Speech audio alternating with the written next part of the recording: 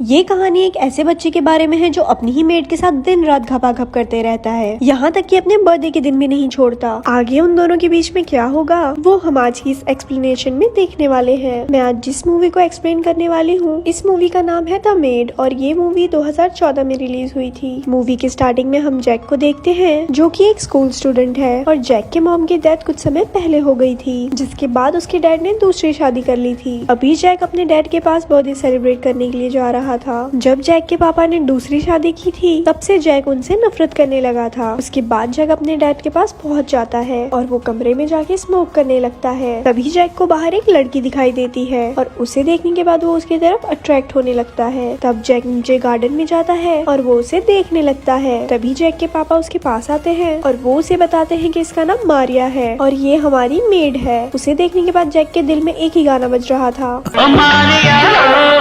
इसके बाद जैक के डैड मारिया और जैक को एक दूसरे से मिलवाते हैं। अगले दिन जैक अपना कैमरा लेके फोटो खींचने के लिए बाहर निकल जाता है। इसी दौरान जैक के पास एक खूबसूरत सी लड़की आती है और वो जैक से मजे लेने लगती है, पर जैक उस पर ज्यादा इंटरेस्ट नहीं दिखाता। तभी वहाँ से मारिया गुजरती है और जैक अपना पूरा इंटरेस्ट उस पर दिखाता है। घर आने पर मारिया जैक को बोलती है कि तुम्हें कुछ और समय उस लड़की के साथ बिताना चाहिए था, लेकिन जैक के मन में तो कुछ और ही चल रहा था। जैक मारिया से बोलता है कि तुम बिल्कुल मेरी मॉम की तरह हो और उसके बाद जैक उसे अपनी मॉम की फोटो दिखाता है। ये देखने के बाद मारिया उसे अपने बारे में बताती है और वो उसे बताती है कि वो बहुत कम उम्र में पेट से हो गई थी, पर मेरे बॉयफ्रेंड ने भी मेरा साथ नहीं दिया और उसके बाद उसने मुझे छोड़ दिया था और उसके पैदा होने के कुछ दिन बाद ही मेरे बच्चे की डेथ हो गई थी। ये सब बातें होने के बाद ये दोनों एक दूसरे से काफी ज्यादा घुल मिल जाते हैं। तभी यहाँ से सीन स्विफ्ट होता है और हम जैक के डैड को देखते हैं और वो जैक को बताते हैं कि मैं अभी बहुत ज्यादा बिजी चल रहा हूँ, जिस वजह से मैं तुम्हें ज्यादा टाइम नहीं दे पा रहा हूँ। पर इस बात पे जैक अपने डैड से लड़ने लगता है। अगले दिन जैक के डैड उसे बताते हैं कि मैं किसी काम से बाहर जा रहा हूँ, जिसकी वजह से घर में सिर्फ मारिया और जैक बचे थे। रात को सोते वक्त जैक मारिया की फोटोज देखकर अपने पप्पू को मसाज दे रहा होता है। अगले दिन मारिया का एक्स हस्बैंड उसके पास आके बोलता है कि मैं फिर से तुम्हारे साथ रहना चाहता हूँ और अगर हम चाहे तो हम अपनी जिंदगी की एक नई शुरुआत कर सकते हैं, लेकिन मारिया उसे कहती है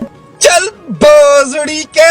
ये सारी बातें चुपके से जैक भी सुन रहा था। अगले दिन वो दिन आता है जिसके लिए जैक यहाँ आया था, मतलब उसका बर्थडे। तब मारिया सुबह सुबह उसे पूछती है कि तो तुम्हें बर्थडे गिफ्ट में क्या चाहिए, जिस पर जैक उसके पास जाने लगता है, लेकिन मारिया उसे ऐसे करने से मना कर देती है। लेकिन जैक खुद पर कंट्रोल नहीं कर पाता और वो मारिया को इधर उधर छूने लगता है, जिस पर मारिया उसे बर्थडे वाले दिन भी एक चाटा मार देती है। लेकिन तभी अचानक से जैक को बुलाने के लिए वही लड़की उसके घर आ जाती है जो जैक से मजे ले रही थी और जैक भी उसके साथ बाहर चले जाता है। ये देखने के बाद मारिया को बहुत ज्यादा बुरा लगता है, लेकिन वो कर भी क्या सकती थी। घर आने के बाद जैक देखता है कि मारिया रो रही है और जैक उसे चुप कराने के बहाने उसे मसाज देने लगता है। ये देखने के बाद मारिया भी पिघल जाती है और वो दोनों घपाघप करते हैं। अगले दिन मारिया किचन में अपना काम कर रही होती है, तभी अचानक से वहाँ जैक आता है और ये दोनों वहीं पर घपाघप करने लगते हैं। लेकिन इनका शो बीच में ही रुक जाता है क्योंकि तभी वहाँ जैक के डैड आ जाते हैं। लेकिन डैड के आने से पहले ये दोनों एक दूसरे से दूर हो चुके थे। उसके बाद जैक के डैड जैक को बर्थडे विश करते हैं और उसे एक बर्थडे गिफ्ट देते हैं, पर जैक फिर से अपने डैड से बदतमीजी करने लगता है। उसके डैड उसे अपने साथ बाहर चलने के लिए बोलते हैं, लेकिन जैक उस पे भी उन्हें मना कर देता है क्योंकि उसे अभी मारिया के साथ टाइम स्पेंड करना था। अगले दिन जैक के डैड उसे अपने साथ बिठाते हैं और उसे समझाते हैं कि मैंने दूसरी शादी तुम्हारी परवरिश के लिए की है ताकि मैं तुम्हारी देखभाल अच्छे से कर सकूं। उसके बाद मारिया जैक को अपने साथ अपने घर ले जाती है, पर इस बात पे जैक को बिल्कुल भी विश्वास नहीं हो रहा था, जिसके बाद ये दोनों फिर से वहाँ पर घपाघप करते हैं। मारिया काफी ज्यादा इमोशनल हो चुकी थी,